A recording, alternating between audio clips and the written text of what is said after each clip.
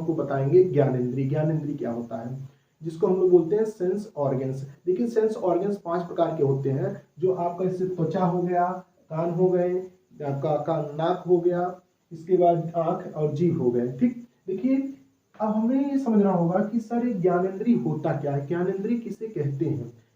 देखिए ज्ञानेंद्रिय क्या होता है, जो चीजें हमें बाहरी वातावरण का ज्ञान कराता हो उसे हम ज्ञानेंद्रिय कहते हैं। ज्ञानेंद्रिय कितने प्रकार के होते हैं, ज्ञानेंद्रिय 5 प्रकार के होते हैं। अब बाहरी वातावरण मतलब जैसे हम कोई बाहर कोई चीज देखते हैं तो हमारे बाहरी वातावरण मतलब अपने आंखों से देखते हैं। ठीक है, कोई चीज हमको कोई छूता है तो क्या हमारी त्वचा को स्पर्श करता है, उससे हमको पता चलता है। कोई चीज हम सुनते हैं तो अपने कानों से सुनते हैं, किसी चीज का हम स्वाद लेते हैं अपने जीभ से लेते हैं। ठीक, वैसे क्या होते हैं, ये हमारे ज्ञानेंद्रियां हैं। ठीक है, जैसे सुगंध और दुर्गंध हम अपने नाक से लेते हैं, तो ये सब क्या है, ज्ञानेंद्रिया है। क्या कर रहे हैं, बाहरी वातावरण का हमें हमारे शरीर को, हमारे अंग को अनुभव करा रहे हैं, इसलिए यह क्या है, ज्ञानेंद्रिय है। देखिए ज्ञानेंद्रिय 5 प्रकार के हैं। पहले नंबर पे आता है त्वचा, दूसरे नंबर पे आता है कान, तीसरे नंबर पे आता है नाक, चौथे नंबर पर आपका आ जाएगा आंख, और पांचवें नंबर पर आपका आ जाएगा जीभ। देखिए अब हम बात करते हैं त्वचा, जो पहले नंबर पे हमारा आता है। इसमें आपको हम पूरा बताएंगे, पूरा ये पांचों को पांचों पढ़ाया जाएगा। आपका 2 पार्ट में वीडियो होगा। पार्ट नंबर फर्स्ट में आपको पढ़ाएंगे त्वचा। देखिए त्वचा क्या होता है, त्वचा क्या है, त्वचा की पढ़ाई को हम लोग बोलते हैं डर्मोलॉजी। क्या बोलते हैं, डर्मोलॉजी। जब हम कोई त्वचा संबंधी कोई हमें बीमारी हो जाती है तो हम डर्मोलॉजिस्ट के पास जाते हैं, त्वचा रोग विशेषज्ञ के पास जाते हैं। ठीक है, ये जो डर्मोलॉजी होते हैं वो स्किन से संबंधित मरीजों को देखते हैं। ठीक, तो डर्मोलॉजी को जो पढ़ाई होता है उसमें त्वचा के बारे में बताया जाता है। अगर हम त्वचा की मोटाई की बात करते हैं तो 0.5 mm से लेके 2 mm के बीच में होता है। सबसे पतला त्वचा 0.5 mm जैसे आंख का पलक हो गया, और सबसे मोटा त्वचा जैसे हथेली हो गई। ठीक, इसके बाद तलवा हो गया। ये हमारे क्या हो जाएंगे, सबसे मोटी त्वचा हो जाएंगी। देखिए सबसे पतला त्वचा हमारा क्या हो जाएगा, पलक। सबसे मोटा त्वचा क्या हो जाएगा, तलवा और हथेली हो जाएंगे। ठीक, इसके बाद अब ये जो हमारा त्वचा बना होता है संयोजी ऊतक से मिलकर बनता है। अब देखिए ऊतक नामक चैप्टर में आपको पढ़ाएंगे कि संयोजी ऊतक क्या होता है।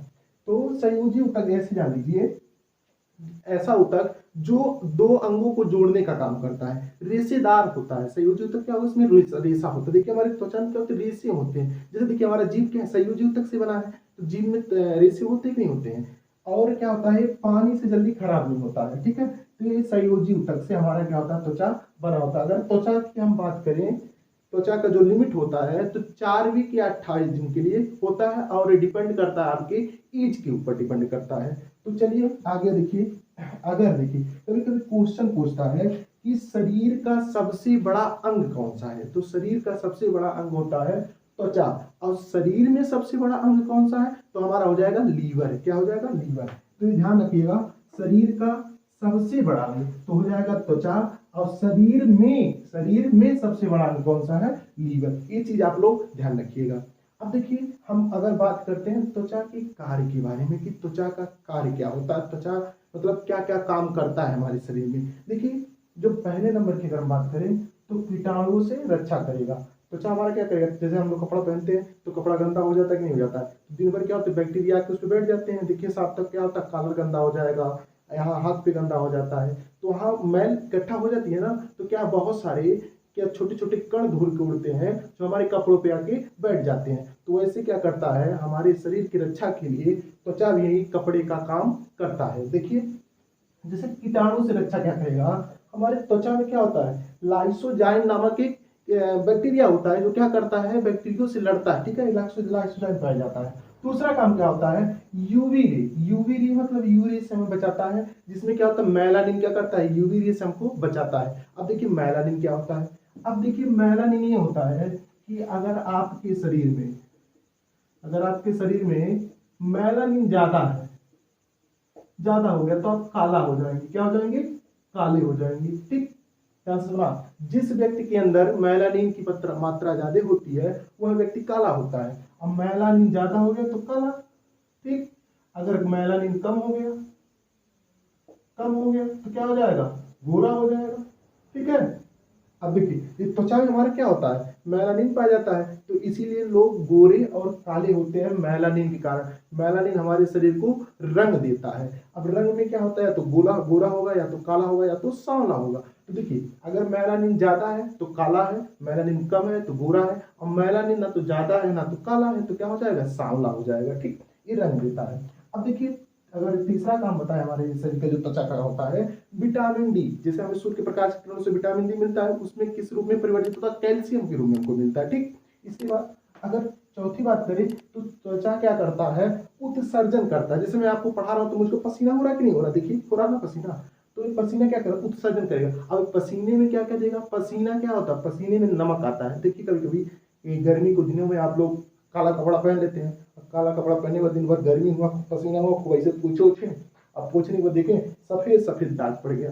तो सफेद सफेद दाग कहाँ से आता है, हल्का हल्का, वो क्या होता है, हमारे पसीने में नमक निकलता है, साल्ट निकलता है। आया समझ में। ठीक, अब देखिए जब कोई चीज उत्सर्जन करता है ना तो अवशोषण भी करता है। ठीक है, अब अवशोषण की मतलब सूखता है, अपनी तरफ खींचता है। देखिए अवशोषण मतलब हमारा शरीर अवशोषण भी करता है। जैसे क्रीम हो गया, क्रीम लगा लेंगे सोख लेता है, तेल लगा लेते हैं, जैसे मालिश करते हैं तेल से तो तेल सोख लेता है। ठीक है, ऐसे हमारा शरीर क्या करता है, अवशोषण करता है। ठीक, अगर हम देखिए, अगर हम शरीर की टेम्परेचर की बात करते हैं, त्वचा का तापमान की बात करें, तो त्वचा का जो तापमान होता है वो होता है 37 डिग्री, मतलब ये शरीर का हमारा टेम्परेचर है। अगर फ़ारेनहाइट में बात करें तो 98.6 फ़ारेनहाइट। जब आप कभी कभी डॉक्टर के यहाँ जाते हैं तो आपको एक मशीन देता है ऐसा लगाने के लिए, यहाँ बुखार नापने के लिए, तो जानते क्या करता है, वो इसमें सीधे में आता है, फ़ारेनहाइट में आता है, तो वहाँ उस पर ऐसे लिखा रहेगा 98.6, मतलब नॉर्मल है, लेकिन 98.6 से ऊपर हो जाएगा तो आपको क्या है, बुखार है। हमारे शरीर का टेम्परेचर होता है 37 डिग्री सेल्सियस। ठीक है, इसीलिए कहा जाता है कि जब हमारे शरीर का टेम्परेचर 37 डिग्री सेल्सियस है तो हमें अत्यधिक ठंडा चीज नहीं खाना चाहिए। जैसे ठंडा पीते हैं, ज़्यादा ठंडी चीज़ें खा लिए तो क्या होता है, शरीर हमारा गर्म है तो ठंडी चीज़ों को पचाने में दिक्कत होती है। हमें नॉर्मल टेम्परेचर की चीज़ें खानी चाहिए, ना ज़्यादा गर्म खाना चाहिए, ना ज़्यादा ठंडा खाना चाहिए। ठीक है, ये हमारे शरीर का प्रतिक्रिया ऐसा हमारे शरीर में होता है। ठीक, तो ये हमारा हो गया त्वचा। अब हम आपको देखिए त्वचा कितना प्रकार हो गया। अब त्वचा के, ये त्वचा का कार हो गया, ये त्वचा के बारे में हो गया। अब त्वचा कितने प्रकार के होते हैं ये हम आपको बताते हैं, तब तक आप इसका स्क्रीनशॉट ले लीजिए। आइए हम बात करते हैं लेयर्स ऑफ स्किन। देखिए लेयर्स ऑफ स्किन क्या होता है कि त्वचा की परत। अब देखिए त्वचा की हम परत की बात करें तो त्वचा मुख्य रूप से दो भागों में डिवाइड है। पहला भाग हमारा होता है इपीडर्मिस। इपीडर्मिस माने अधिचर्म। यह हमारे क्या होता है, त्वचा का बाहरी भाग होता है। देखिए कैसे होता है ना कि त्वचा है ना तो कभी कभी मौसम से बदलता है ना, तो देखिए अगर ऊपरा वाला ऐसा छूटने लगता है, जो त्वचा वाला ऊपरा वाला सब छूटने लगता है, जैसे निकालेंगे तो निकलने लगता है। कभी कभी देखिएगा मौसम जब चेंज होता है तो चेंज होने पर क्या होता है, जब नया साल लगता है हिंदू धर्म के अकॉर्डिंग, तो क्या होता है, सब निकलने लगता है त्वचा, तो वो होता है हमारा इपीडर्मिस। इसमें खून नहीं होता। क्या नहीं होता है, खून नहीं होता। देखिए कभी कभी ऐसा होता है कि आपका हाथ से छिला उछला जाता है तो ऊपर इपीडर्मिस निकल जाता है तो उसमें खून नहीं निकलता है। ठीक, इसके बाद इसी के अंदर होता है मेलानिन। अब देखिए मेलानिन बताया था, अगर मेलानिन आपके अंदर ज्यादा हो गया तो क्या हो जाएंगे, काला हो जाएंगे। ठीक, अगर कम हो गया तो क्या हो जाएंगे, गोरा हो जाएंगे। ठीक, अगर इतना ज्यादा ना कम, आप बराबर है तो क्या हो जाएगा, सांवले हो जाएंगे। ठीक, ये होता है। एक चीज आप ध्यान रखिएगा, अगर मेलानिन ज्यादा है तो काला, और मेलानिन कम है तो गोरा, और मेलानिन अगर ना ज्यादा ना कम तो हम क्या हो जाएंगे, सांवले हो जाएंगे। कि मेलानिन हमारा कहाँ पाया जाता है, एपिडर्मिस में पाया जाता है। इतना समझ में आया। अब हम आगे बात करते हैं आपसे डर्मिस। देखिए डर्मिस क्या होता है, डर्मिस क्या होता है, चर्म इसको बोलते हैं। ये हमारे क्या होता है, ये हमारे चमड़े का आंतरिक भाग होता है। अब देखिए इसके अंदर कई सारी चीजें पाई जाती हैं। अब देखिए पहला नंबर पे आता है ग्रंथ।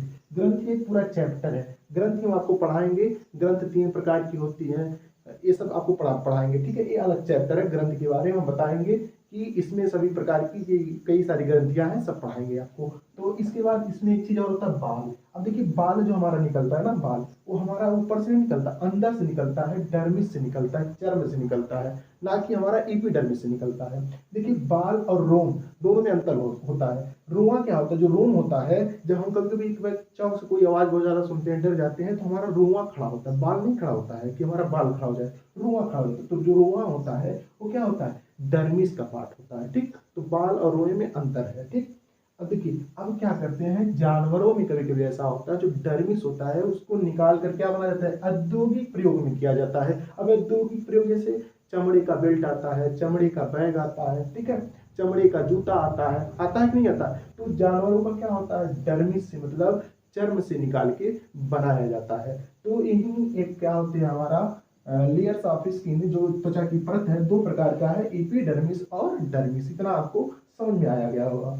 अब देखिए, हम बात करते हैं इपीडर्मिस क्या होता है। देखिए, पहले होता है इपीडर्मिस ऊपर, उसके नीचे क्या हो जाएगा, डर्मिस, मतलब अधिचर्म, चर्म, और उसके नीचे क्या होता है, वसा, माने फैट होता है। देखिए, फैट की अगर हम बात करें तो देखिए क्या होता है, जब आप युवा होते हैं तो आपके चेहरे में, आपके शरीर में फैट ज्यादा होगा, तो आपका क्या होगा, ये फैट क्या करेगा, ढकेलेगा किसको, डर्मिस को ऊपर की तरफ, और डर्मिस किसको ढकेलेगा, एपिडर्मिस की तरफ। तो आपका क्या होगा, शरीर एकदम स्वच्छ और ताजा होगा, अच्छा लगेगा, दिखने में अच्छे लगेंगे।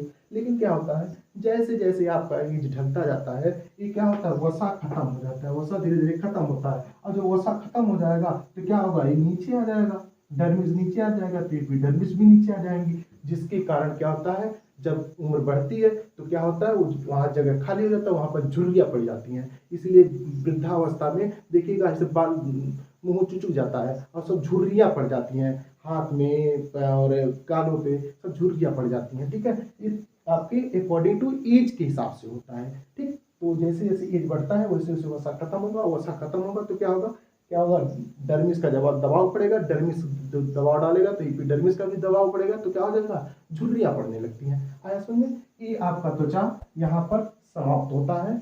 अगर आपको वीडियो अच्छा लगा तो वीडियो चैनल को सब्सक्राइब कर दीजिए और वीडियो को अपने दोस्तों में ज़्यादा से ज़्यादा शेयर करिए। जय हिंद।